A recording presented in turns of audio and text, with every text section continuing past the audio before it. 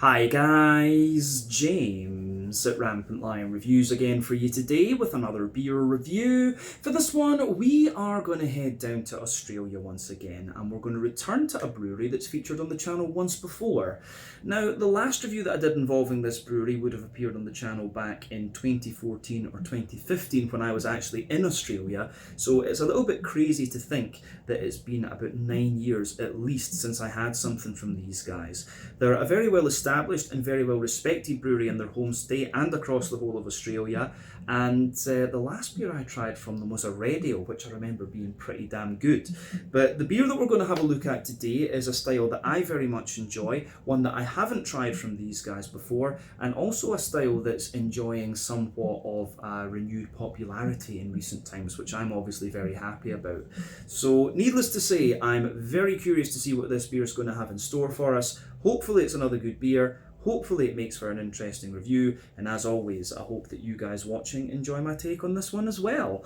So yeah, for this review then, we're going to head down to Australia, like I said. We're going to go to the state of Victoria in the southeast. We're going to go a bit to the northeast of Melbourne, about 200 k's or so, almost halfway to Canberra by the looks of the map. But we're going to go to a little town called Beechworth, and that happens to be home to a brewery called Bridge Road Brewers. Now, this particular beer is called Cali Double. It comes in at 8.5% ABV, and this one is a West Coast Imperial Double, whatever you want to call it, IPA.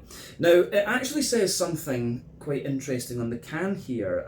They say that this is a Cali IPA, which is supposed to be a little bit sort of softer and more juicy than the kind of regular West Coast IPA, which is something I've never really heard of before. I have seen beers that have been called Cali IPA, and obviously many that are called West Coast IPA, but I've never seen people describe it as being a distinct sub-style or whatever. So this is quite an interesting proposition. I'll need to ask my friends from California if they're aware of this one, but it's certainly something that I've never encountered actually. But regardless, I do enjoy the kind of West Coast Californian IPAs, however we're going to term them, and this is the reason that this one kind of stuck out to me, as well as the fact it's from a brewery I haven't tried anything from in 9 years. But this is another beer that I picked up at Out of the Brew in Sheung Wan over on Hong Kong Island. They always get a little selection of random things from Australia, so it's definitely worth popping in there and seeing what's in the fridges, because you might find some little gems like this actually. So I'll put the link to their Facebook page and Instagram in the video description for you below, and if you're in Hong Kong, I do recommend that you go and pay them a visit and try some beers. But yeah, let's crack on with this one then and see how we go. So, as always with my reviews, I'll tell you a little bit about the brewery before we taste the beer. If you want to get straight to the tasting though, just fast forward.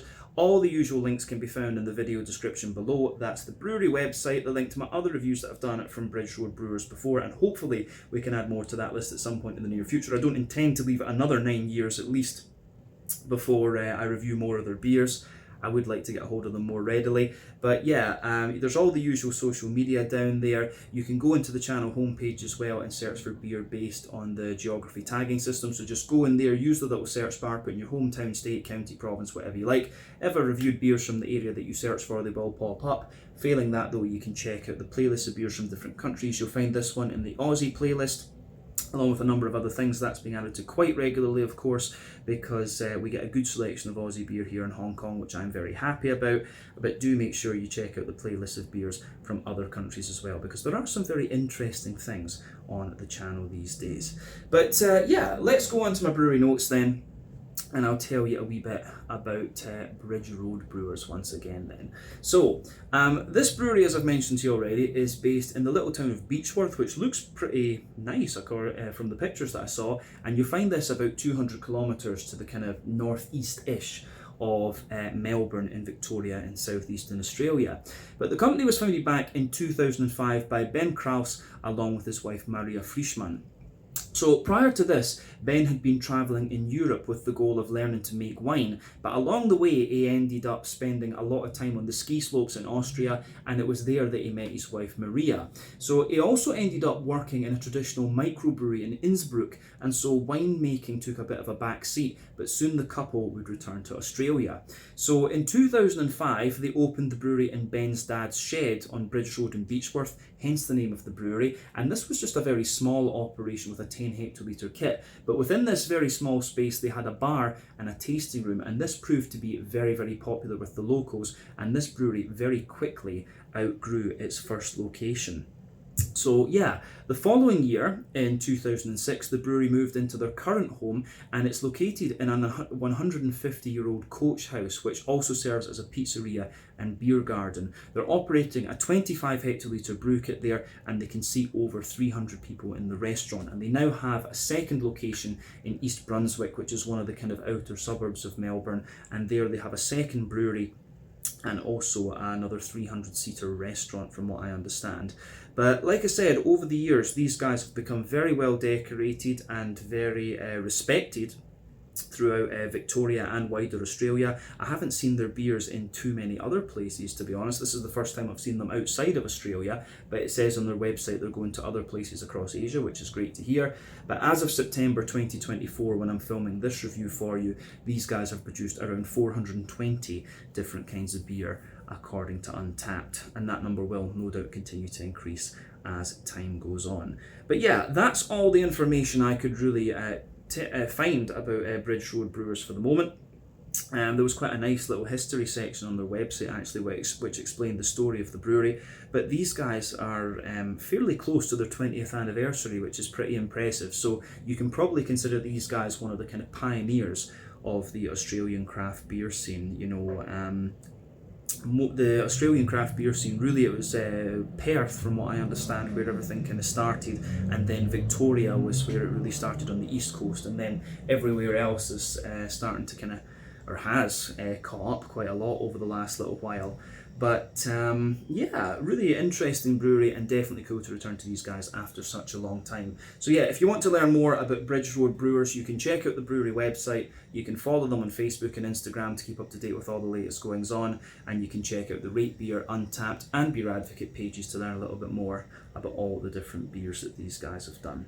So yeah, let's go on and actually have a little look at the beer itself. So this one is a 440 milliliter can. You can see the artwork on this one is pretty straightforward, but it's quite nice and modern. It does kind of stand out actually. Plain silver top on the can there, as you can see. And there is the Bridge Road Brewers symbol. The last beer that I had from these guys was in like a 330 milliliter bottle, and I think it was like a sort of sandy coloured background with this in black, if I remember the little thumbnail of my video correctly. But it tells you on the side here, Cali IPA is the softer, juicier little bro of the trad West Coast IPA. It's got a lean, light malt profile, but still boasts a massive hop bill. It nails that elusive sweet spot between old and new school. So this one is hopped with Centennial, Amarillo, Eldorado, Strata, and Spectrum Mosaic. Spectrum is of course a development of the T, is it the T40? They call it T40, the hop pellets anyway. But yeah, we know all these hops quite well. Centennial is about 12% alpha acid American. That's going to give you a lot of lemony character. Amarillo, again, 12% alpha acid American. Big, oily, sort of zesty, orangey character. Eldorado, again, 12% alpha acid American. It's going to give you a lot of kind of tropical notes, like a lot of passion fruit and pineapple and things like that. Strata is a more modern hop. I think that's 16. I want to say 16% alpha acid. But Strata is going to give you this kind of very distinctive strawberry type character, and then Mosaic is 14% alpha acid American, and it's got a distinctive earthiness in its green component, but it's going to give you a very kind of bright sort of tangerine orange.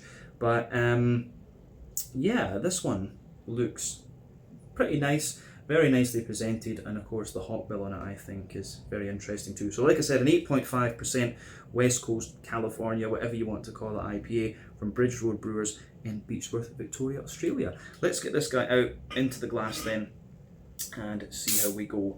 So yeah, since this is an Australian beer review as well, I should give a big shout out to my good friend Sam Smalley over at Short and Stout Beer Reviews.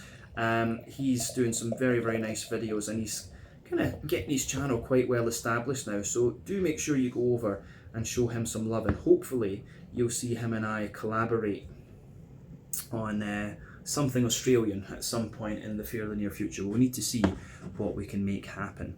But yeah, I've got maybe 90% of the beer out and into the glass with that pour. and it looks pretty much as you would expect from a West Coast IPA. So before the head disappears, we can say that this one has poured with about a 3/4 finger of quite a soapy cream coloured head there. I'll just bring that up to the camera so you can have a little look at it. But yeah, medium sized bubbles on the surface of the liquid there, some more soapy ones the further up the head that you go, and a wee bit of foaminess just at the very top of that head. But yeah, the colour of this one is really quite nice. It's a very light sort of amber colour, I would say, and it is pretty clear. It's just got a little bit of natural haze to it, and just a bit of that natural opacity which you would expect from this style. But yeah, remember the colour of your beer depends on a few different things. One, the type of malts that you use. This goes a long way to determining your EBC rating. Two, length of your wort boil is going to play a role, because the longer you boil the wort, the more the sugars caramelize, and thus you get a darker colour of beer. But any barrel aging that you do or adjunct you put into the beer will affect its colour as well, but very often you don't have to care about those latter two variables when it comes to different kinds of IPAs. When it comes to the West Coast IPAs, there's a few technical things about this style. For me, it can go one of two ways. It can be a little bit more oily and sort of caramelly, such as the Sierra Nevada Torpedo, or it can be a little bit more kind of bready and biscuity, such as the Russian River Pliny the Elder. Those are the two kind of pinnacles for me of either side of the spectrum, if you like. But there are more modern takes on the West Coast IPA that are a little bit softer and juicier. So West Coast IPAs tend to use nearly all barley malt in their malt bases, whereas the New England hazies use quite a little bit of wheat and oat in theirs as well. It's not unheard of to use a tiny little bit of wheat or oat in a West Coast IPA, but yeah, the majority of the malt base is barley malt. And of course the old school West Coast IPAs have quite a lot of bitterness. We'll talk about hopping later on, but there are quite a few modern takes on the West Coast IPA. I wonder if this is what they're meaning with the term Cali IPA, where they're using the same hopping methods as New England, so they're softer, juicier, and a bit less bitter. So yeah, that's something that we need to think about with this particular beer. We'll need to see. But yeah, not too much in the way of visible carbonation with this one. One or two bubbles sticking toward the side of the glass, a few little ones going up toward the surface there, and you can see that head has just faded away to be a few kind of foamy bits on the top and a kind of ring around the edge of the glass. But all in all, this one looks pretty much as I would expect from a West Coast, California, whatever we're going to call it, IPA, but one that leans a little bit more toward that bready and biscuity end of the spectrum. I don't think we need to say anything more about the appearance of this beer, in all honesty. Let's go and have a little look at the aroma and see what it gives us. I'm really curious about this, actually. So, ooh, it smells pretty nice. This one's pretty fresh as well, just going by the aroma. It's quite nice. It does smell a little bit more kind of old school in some ways. But yeah, it says, yeah, it's packaged on the 11th of June 2024. So this beer at the time of drinking is maybe about 3 months old. So it's still in fairly good condition, this one. But it does actually smell pretty damn fresh, I have to say that about it. But yeah, the aroma of this beer gives you everything you'd expect. You've got that nice big deep dank green component there. You've got lovely kind of more oily juicy fruits. Then you've got a wee bit of a malty backbone, and there's a wee bit of graininess in this one, but also the sweetness. So these are all things that you would expect of the West Coast Californian IPAs. So let's just break that aroma down a wee bit and describe it for you a little bit more in depth, if you like. Yeah. So yeah, aroma wise, this is pretty nice, actually. When you sugar it up, you're getting a lot of stuff out of this. It's right up my street. I love the big orangey leaning West Coasties, Westies. But yeah, aroma wise, this is very nice. But I can see why they're saying, yes, it's softer and more juicy. It doesn't quite have the same pungency as some of the Westies that I've had before. So that's worth bearing in mind. But yeah, the backbone of this beer then, you've got a lovely little bit of like a kind of wholemeal brown bready bread crust coming out of this one. So you can smell that in the backbone of the beer. There are little hints of like woody character and cracker in there as well. That's all part of the backbone of the beer, and definitely some straight up brown bread as well. Very apparent in this one. But on top of that, you do get a nice little bit of white bread as well, and you're getting some toasty brown sugar in there, a kind of oily caramel as well, although I will point out this beer is not too sweet, right enough. You do get ones that are a lot sweeter than this, but there's a good little bit of McVitie's digestive biscuit in there. Yeah, these are all things that you would expect of the beer. And I will say, the more that you smell of this one, actually, the sweeter it seems to become. So yeah, aroma wise, that is really quite interesting. So yeah, the malty character in this one, well, it is bready, it still has that nice little bit of oily sweetness to it, and yeah, I do really like how that goes together in this one. So it gets a thumbs up from me on the malty side of things. The yeasty side of the beer at the back of the nose, it has got a little bit of a kind of brown bready, sort of grainy quality to it, I would definitely say that. But yeah, I think all in all, it's quite, yeah, it's like a sweet brown bread and a little bit of a kind of crackery character from the yeast at the back of the nose. So yeah, the malty side of this one is really, really nicely done, and it is a little bit nostalgic for me, so I think I'm going to enjoy this one. I can say that straight away from the aroma. But let's go on to the hoppy side of things then. So, when it comes to hopping your IPAs, you have three types of hoppings you can do. You can do early addition hopping, which takes place within the first hour of the wort boil.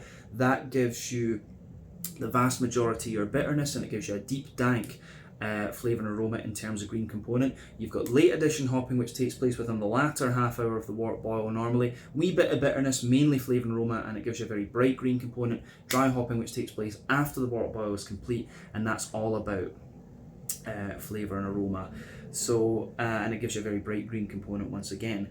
But West Coast IPAs tend to use all three types of hopping, which is why they are deeper, danker and more bitter. New England IPAs tend to rely on late addition and dry hopping. As I said earlier, there are kind of new takes on the West Coast IPA, and I'm wondering if this is what they're saying the Cali IPA is, where they're not making them quite as bitter as they used to be. Quite a few West Coast IPAs that you'll try these days are like maybe 60 IBUs or 50 or 60 IBUs compared to the 80, 90 and 100 IBUs that you had back in the day when I filmed the first review that I did from these guys, 2014, 2015. That was kind of when I was really getting into beer, or well, before that, before I started the channel. But yeah, with this one, you do have a good little blend of things going on. So if we look at the green component first off, you do have that little bit of earthiness which you'd expect from, especially when you've got Mosaic in here. Mosaic's always going to give you that little distinctive earthiness. But yeah, for me, there's a little bit of pine resin, but not that much. The green component is more floral and aromatic. Then you've got that nice big oily, grassy sort of note coming out of the beer. So yeah, the big oily, grassy kind of thing that comes out of this one is really, really nice. So yeah, lovely big kind of grassy, zesty note out of this one, big oily floral character, and then yeah, there's a wee bit of earthiness and stuff in behind it. So yeah, green component is pretty much what you would expect from this beer. On the fruity side of things,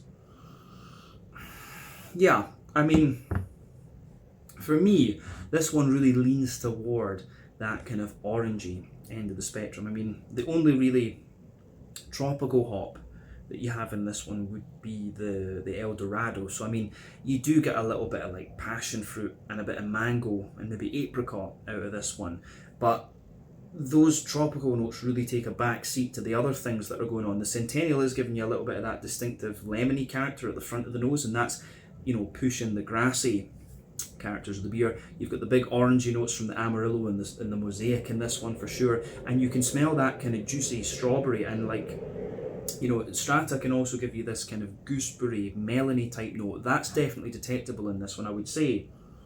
Actually, out of the hops in this, for me, the Strata's the one that really kind of stands out, in honesty. It has that, yeah, the melon and the strawberry from the Strata are the things that are coming out of this one for me. And it's only when you take a bit of a step back, you get more of the orange. Like when you first go, like, yeah, it's the strawberry and the melon that are giving you the kind of sweetness in the nose. But yeah, you do get that orangey character from the Mosaic and the Amarillo in this one. So yeah, all in all, it's really, really interesting how that goes together. But yeah, I do like how how this one pieces together. So it gets a big thumbs up from me. Yeah, aroma wise it's great. So as I always say, take a little bit of time to enjoy the aroma of the beer before you get stuck in, but I think it is about time that we try this one now and see what it's all about. So let's do this. This one is the Cali Double, a West Coast IPA, or a Californian IPA as they're calling it, at 8.5% ABV from Bridge Road Brewers in Beechworth in Victoria in southeastern Australia. Let's get stuck in. Slàinte, skål, cheers.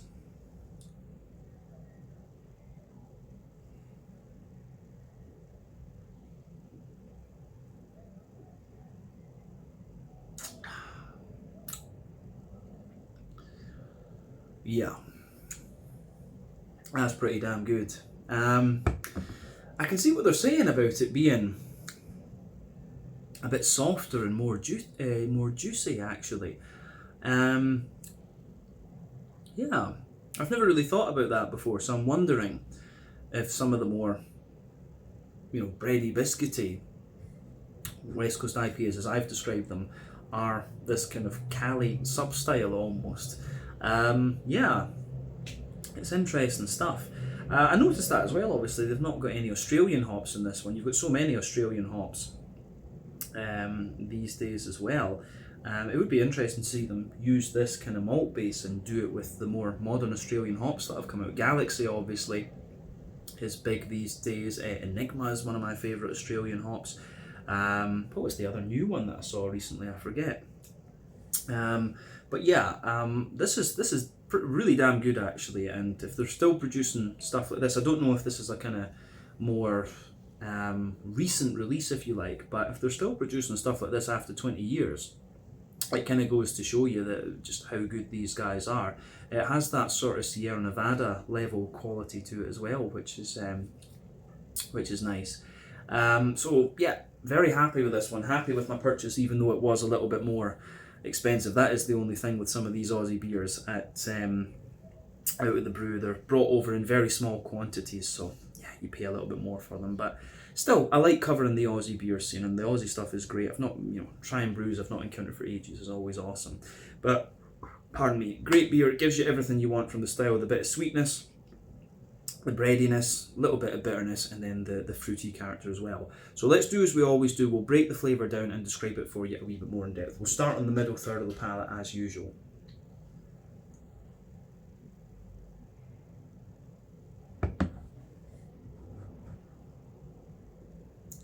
So yeah, the malty backbone of the beer then. Backbone of this beer, you can feel that little bit of grainy, brown bready character, that kind of grainy, brown bready bread crust in there.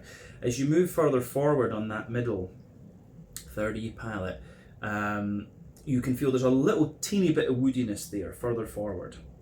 On top of that, pardon me, you get that nice kind of, you get that nice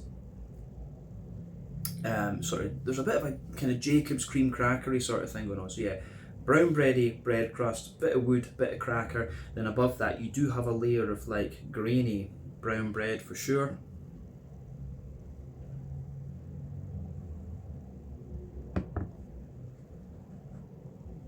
So yeah, grainy brown bread in this one.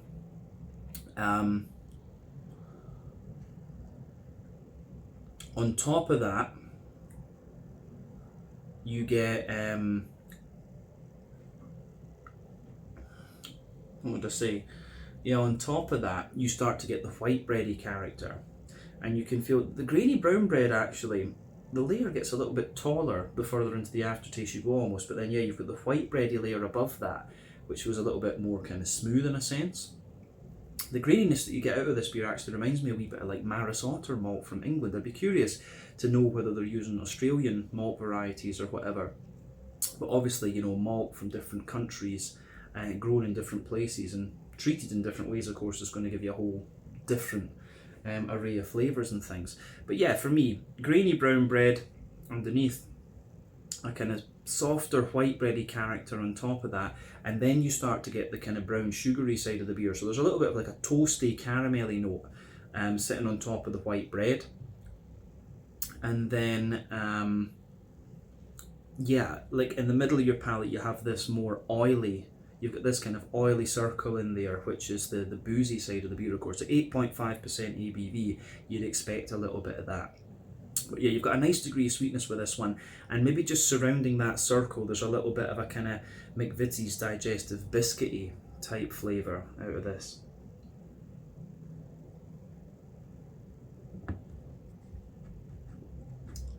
So yeah, the more that you drink of this, in fairness, the sort of more oily and sweet it becomes, actually, which is quite interesting, but still really nice and clean and drinkable. We'll come to the mouthfeel later on, of course.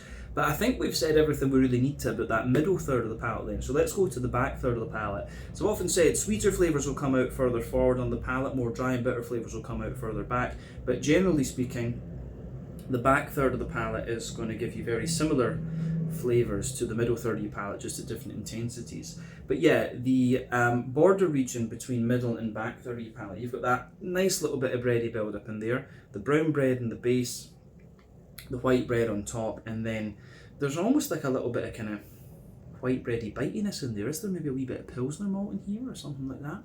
Could be.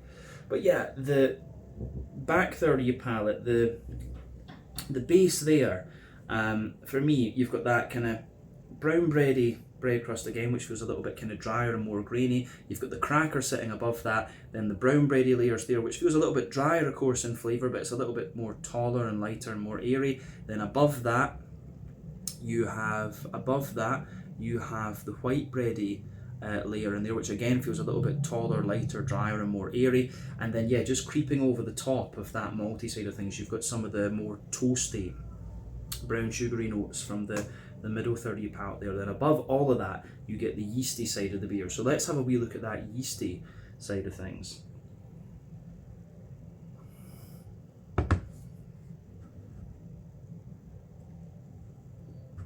So yeah, the yeasty side of the beer, for me, at its core, it's kind of brown bready. Yeah, at its core, it's quite brown bready. Kind of a sweet brown bread almost, but then it's surrounded by a more grainy brown bread, and then almost like a more toasty bread crusty character. It's got a wee fruit fly going about. Must like this with the taste of the beer. But yeah, for me, yeah,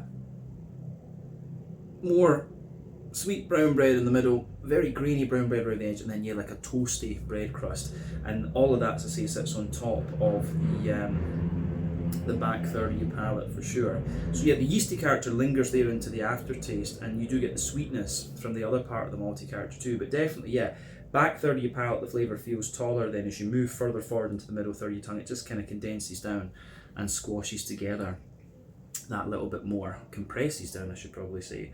But yeah, let's go to the green component of this one and see how we go. So malt base is to be expected, but a little bit more grainy, I think, than some other West Coasts have had. But yeah, on the hoppy side of things then, back corners of the palate, you've got a nice little bit of earthiness in there. And as you move further forward, maybe a very slight woodiness, and as you go further forward from that, it becomes quite spicy and sort of floral in a way, I would say. Yeah, the way that it goes together is really nice in that regard. So you do get quite a little bit of bitterness out of this one, but round the front curve of your tongue, it's got a little bit more of a kind of grassy, zesty sort of thing, and Centennial is going to be the hop that probably pushes that aspect of the flavour as well. So yeah, green component in this one is quite nice, and it does have that bit of bitterness that you want from a California, West Coast, whatever IPA.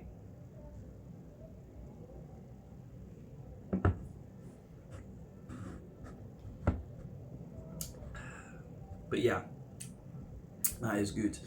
Yeah, on the front third of your palate then, The border region between front third and middle third of your palate, again you get that nice little bit of bready build up in there. Brown bread in the base, white bread on top of that, then a wee bit of kind of more bitey, almost Pilsner malty type bread in there. I really do wonder if there's some Pilsner malt in this, but the or maybe Carapils would be another one. But yeah, the base of that front third of your palate, yeah, you get the brown bready bread crust, bit of cracker, brown bread, white bread, and then a wee bit of the toasty brown sugar. Then you've got that nice oily bubble where the juicy fruity esters roll their way out of the beer. So yeah, this one's quite interesting for me because, you know, I've had El Dorado in New England IPAs quite a lot in recent times. But yeah, it's interesting to have it in a West Coast IPA again after quite some time, because at the back of that kind of oily bubble, I'm getting a wee bit more of a kind of grapefruity character, and as you move further forward from that, it's got a little bit more of a kind of, yeah, getting more of a kind of passion fruity note and some of the juicy mango. So yeah, grapefruit is quite actually prominent. It's actually fairly prominent in this one. Then yeah, you get the mango, you get the passion fruit, and then as you reach the kind of middle of that front third of your tongue, it's got a little bit of a soft apricot. So I think, oh, that little fly did get into my beer. It's annoying. There we go. Don't know why. I've not had any fruit flies in here for ages. Absolutely. But yeah, maybe they like West Coast IPAs like me. There you go. But yeah, as you move into the front half of that front third of your tongue, you do get a little bit of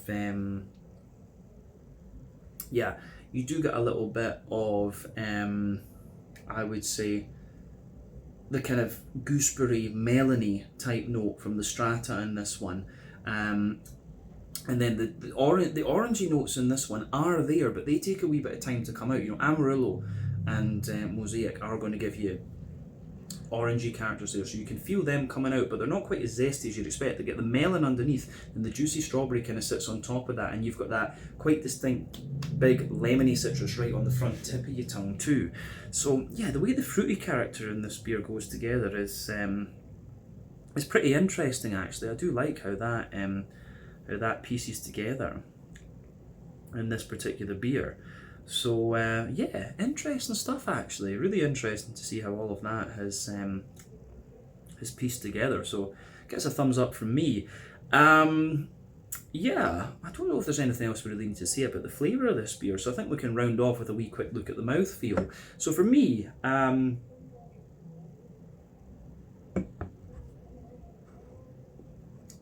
this beer, yeah, I mean, I'd say mid to top end of mid-bodied.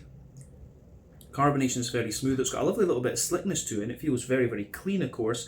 A little bit of kind of prickly carbonation, but not overly much, of course. The IBU count in this beer, 60 or 70. I wouldn't be surprised. I think 70 wouldn't surprise me, because it does give you more bitterness into the aftertaste, right enough. So yeah, the malt says there's a bit of graininess underneath, a kind of smoothness in the middle from the bread, then a wee bit of like a toasty sweetness and oily sweetness on top. So yeah, the malt base is quite well balanced, and the fruity side of the beer actually, the grapefruit from the El Dorado and the lemony citrus from the Centennial, those are giving you quite a wee bit of pungency within the fruity character as well. So all in all, a really interesting take on the West Coast IPA, this one, and quite different to some of the others I've had in recent times. But as I said, very cool to return to Bridge Road Brewers after quite some time, especially with a style that I do really quite enjoy, and quite cool to learn a wee bit about the West Coast IPA style umbrella, if you like, too. So yeah, I think we can leave it at that for this one. This was the Cali Double, an 8.5% West Coast Cali, whatever you want to call it, IPA from Bridge Road Brewers in Beechworth, Victoria, Australia. So once again, thank you for watching my beer reviews. Until the next time, please like, subscribe, share, all the usual YouTube stuff. Let me know your own thoughts on this beer in the comment section below. Let me know what your favourite beers are from Bridge Road Brewers as well. Do give me some other Aussie brewery recommendations that I should check out, and we will no doubt return to these guys again at some point in the future. But until the next time, Slàinte, skål, cheers, check out my social media, check out their social media, and I'll see you guys again very, very soon. Ciao just now.